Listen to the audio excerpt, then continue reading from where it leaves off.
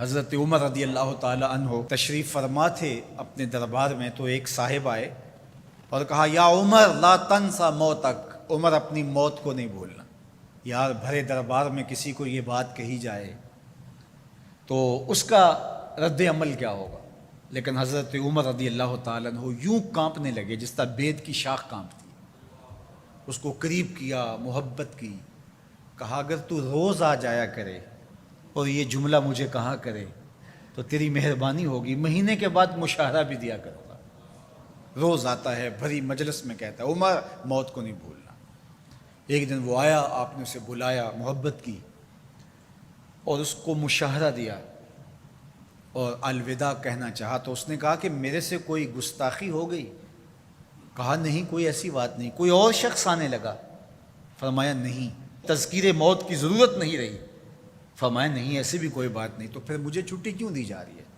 تو حضرت عمر رضی اللہ تعالیٰ عنہ رو پڑے، داڑھی پہ ہاتھ رکھا، ایک بال الگ کیا، کہا یہ دیکھ میری داڑھی میں سفید بال آ گیا، اب تیرے آنے کی ضرورت نہیں ہے، یہ بال ہی مجھے موت یاد کرواتا رہے۔ ہماری تو پوری داڑھی بھی سفید ہو جائے نا۔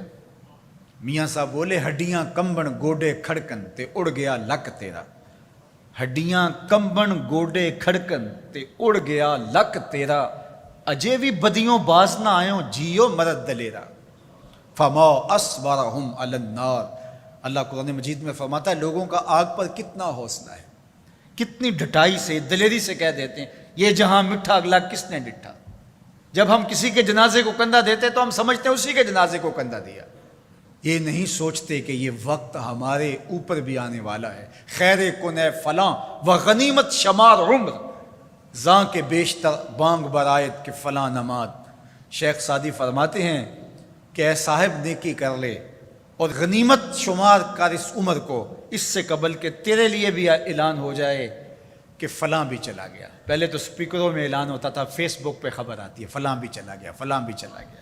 اس سے قبل کہ یہ آواز آ جائے، یہ اعلان ہو جائے، یہ خبر مشتہر ہو جائے کہ فلاں بھی چلا گیا، تو یہ خبر آنے والی ہے، آج نہیں تو کل، کل نہیں تو پرسوں۔ تو کہا کثرت کے ساتھ موت کو یاد کرو، اس سے تمہارے دلوں کا زنگ اترے گا، تم اپنی آخرت کی طرف متوجہ ہو گئے۔ اور دوسری بات ارشاد فرمائی وَتِلَاوَةُ القرآن، اور قرآن مجید کی تلاوت کرو۔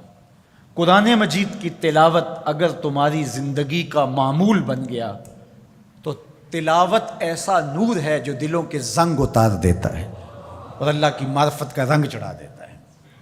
اس لیے دو چیزیں دلوں کے زنگ اتارتی ہیں، ایک کثرت کے ساتھ موت کو یاد، اس کے لیے کوئی نصاب نہیں پڑھنا پڑتا، کسی کے پاس جا کے بیٹھنا نہیں پڑتا، یہ خاموش مبلغ ہے، اس مبلغ کو سننے کے لیے سفر کر کے نہیں جانا پڑتا، اس کو کسی ٹیپ ریکارڈر کے اندر محفوظ کر کے کان کے ساتھ نہیں لگانا پڑتا، کوئی بٹن آن نہیں کرنا پڑتا، اب لائٹ ہے اب سن سکوں گا، اب لائٹ چلی گئی اب نہیں سن سکوں گا، اس کے لیے کوئی وقت متعین اور مقرر نہیں ہے۔ یہ ایسا مبلغ ہے، یہ خاموش واعظ ہے، جب چاہو اس کو سن سکتے ہو۔ تو کثرت کے ساتھ موت کو یاد کرنا یہ تمہارے لیے دلوں کے زنگ اتارنے کا سبب۔ اور دوسری چیز ارشاد فرمائی وَتِلَاوَةُ القرآن، اور قرآن مجید کی تلاوت۔ جب قرآن مجید کی تلاوت معمول زندگی بن جاتی ہے تو دلوں کے زنگ قرآن مجید اتارتا ہے۔ اس سے بہتر دلوں کو پاک کرنے والی اور چیز ہو کیا سکتی ہے؟ اللہ کا کلام ہمارے پاس موجود ہے۔ اس وقت کسی امت کے پاس، کسی قوم کے پاس منزل من اللہ کتاب اصلی صورت کے اندر موجود نہیں ہے۔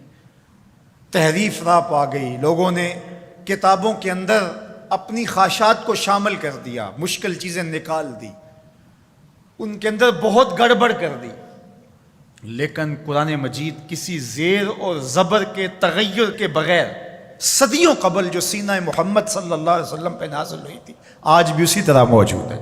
ایک زیر اور زبر کا فرق بھی نہیں ہے، یہ ایک یقین ہمارے ساتھ جڑا ہوا ہوتا ہے کہ یہ ہمارے رب کا کلام ہے، یہ ہمارے محبوب کریم کے سینہ انور پہ اترا تھا، یہ اس کتاب کا اعزاز ہے۔ تو کہا کہ اس کتاب کی کثرت کے ساتھ تلاوت کرو، تمہارے دلوں کا زنگ اتر جائے گا اور اللہ تعالیٰ جل شانہ کی معرفت کا رنگ تمہیں نصیب ہوگا۔